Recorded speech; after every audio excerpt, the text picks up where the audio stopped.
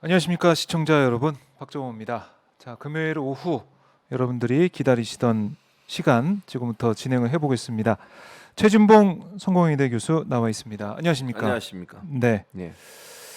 자, 이제 이태원 참사 벌써 6일이 이제 지났죠. 그렇죠. 내일 되면 일주일이 되는데 아직까지 이제 많은 분들이 아파하고 슬퍼하고 또 한편으로는 분노를 하고 있습니다. 그렇죠. 이태원 참사 희생자들을 다시 한번 추모하면서 저희가 짚어봐야 될 것들을 하나씩 좀 짚어보는 시간을 가지려고 하고요. 그 전에 이제 오늘 나왔던 한국갤럽 여론조사 결과 여기에 대해서 저희가 분석을 좀 하고 넘어가도록 하겠습니다. 오늘 발표된 한국갤럽 주간조사 11월 1일부터 3일까지 조사가 됐습니다. 전국 만 18세 이상 1,001명을 대상으로 조사를 했는데요. 자세한 사항은 중앙선거연구소심의위원회 홈페이지를 보시면 되겠고, 결과는 윤석열 대통령 직무수행 평가 긍정, 그러니까 잘하고 있다가 29%, 잘못하고 있다 부정 응답이 63%가 나왔습니다. 지난주보다 잘하고 있다가 1%포인트 하락을 했습니다. 반면에 잘못하고 있다는 1%포인트 상승을 했는데요. 자, 지금 이 결과는 좀 어떻게 보시는지 총평부터 좀 들어볼까요? 저는 그냥 보면 별로 차이가 없는 거 아니냐 이런 생각이 드실 거고요. 네. 또 하나는 이렇게 대형 참사가 났음에도 불구하고 이태원 참사 이후에도 이렇게 변화가 없냐 이런 의문점이 생길 거라고 생각해요, 시청자분들은. 네. 저는 이런 생각이 듭니다. 이게 도리어 위험한 신호다, 윤석열 정부에게는. 네. 왜냐면요, 저는 지지층들이 불안감이 작동했다고 저는 봐요.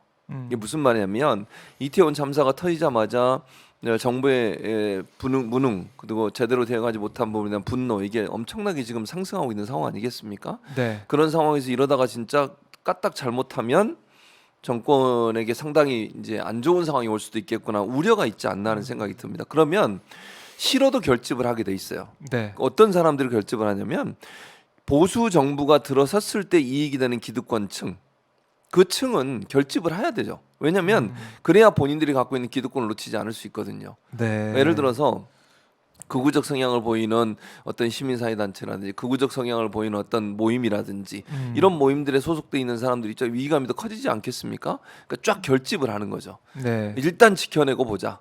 뭐 문제가 있더라도 그럼 결국 그 사인이라고 하면 이게 위기감을 보여주는 신호라고 저는 생각해요.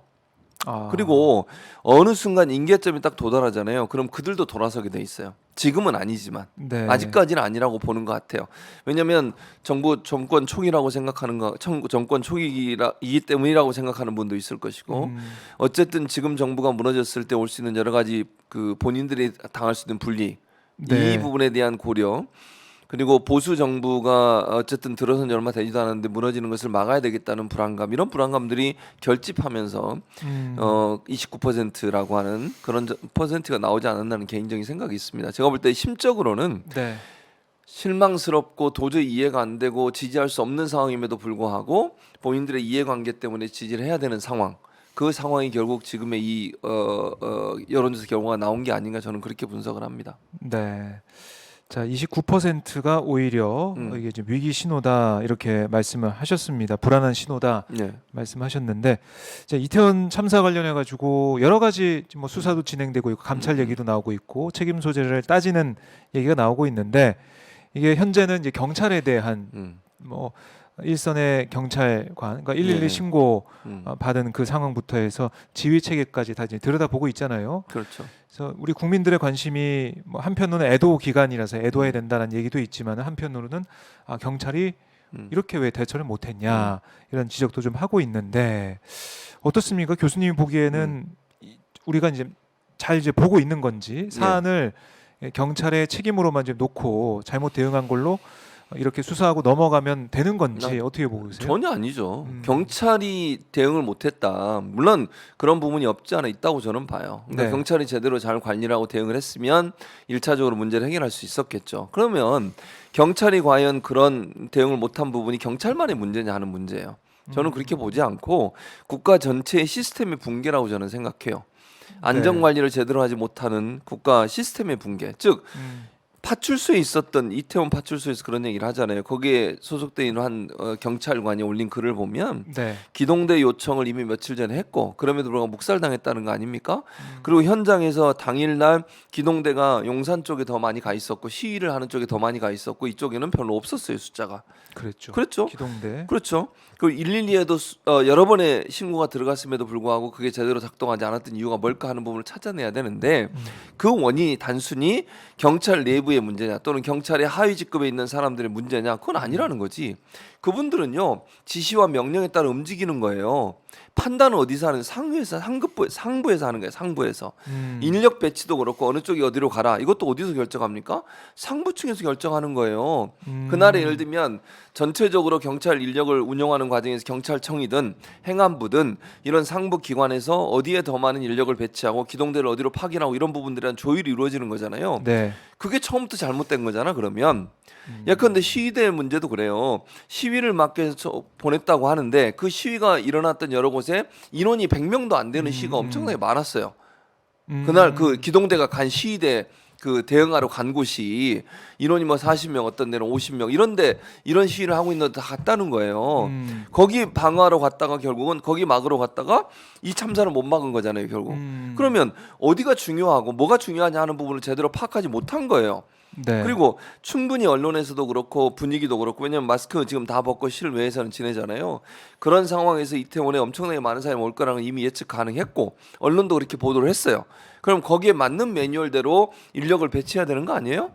그리고 그렇게 많은 사람이 모이면 언론에 보도된 걸 보면 마약 이 문제를 집중적으로 거론하면서 그 문제에 대해서 예방하거나 아니면 범 찾아내겠다 이렇게 지금 방향을 잡은 거잖아요. 그 방향 자체가 잘못된 거지.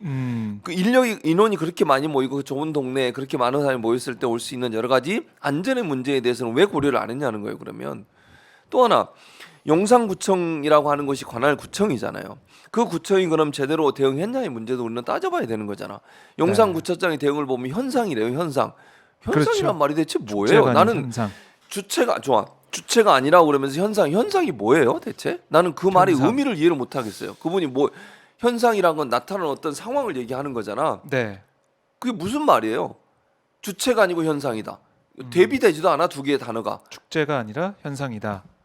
대비가 되냐고. 그러니까 이게. 뭔가 주최 측이 있는 그런 축제가 아니라 그냥 이제 벌어진 일이다. 사람들이 모인 거다. 이걸 얘기하고 싶었던 건데. 근데 그건 말이 안 되는 거예요. 왜냐하면 지방자치단체든 정부 중앙행정기관이든 네. 국민의 생명과 안전을 보호해야 될 기본적 의무를 갖고 있는 곳이에요. 어떤 기관이든. 그러니까 공적 기관이라면 주민들이나 국민들이나 시민들의 안전을 지키는 것은 지방자치단체나 행정부가 해야 될 가장 중요한 역할 중에 하나입니다. 그렇게 많은 사람이 왔을 때 사고가 날 수 있는 가능성을 충분히 예견해야 되는 것이고 질서 유지가 안 될 수 있다는 위험성도 충분히 예견 가능한 부분이에요.